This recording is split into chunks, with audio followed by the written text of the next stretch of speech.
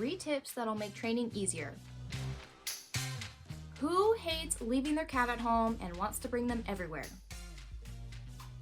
Tip number 1, train right before dinner time.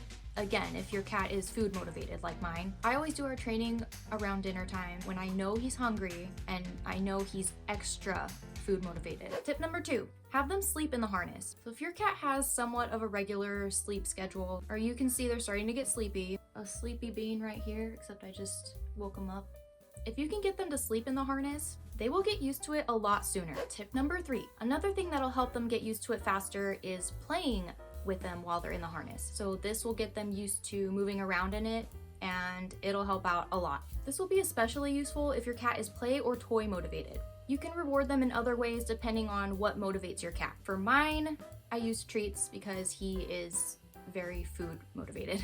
So obviously you're just gonna wanna keep doing that until they're totally comfortable wearing the harness, playing in it, eating in it, sleeping in it. The next step would be to attach the leash and kind of follow them around wherever they want to go so that they get used to the feeling of being leashed. So I'm going to link my leash training videos for you, and you can use those whenever your cat is ready to move on from this step. And you'll know when they're ready to move on because they'll be able to play and sleep in the harness totally unbothered, and they can resume normal life and activities in the harness. Just a few body language signals to look out for. If they're uncomfortable, they won't move or play or maybe not even eat while they're in the harness. If you have a floppy cat, you put the harness on them and they just kind of flop over, they're probably not ready to move on yet.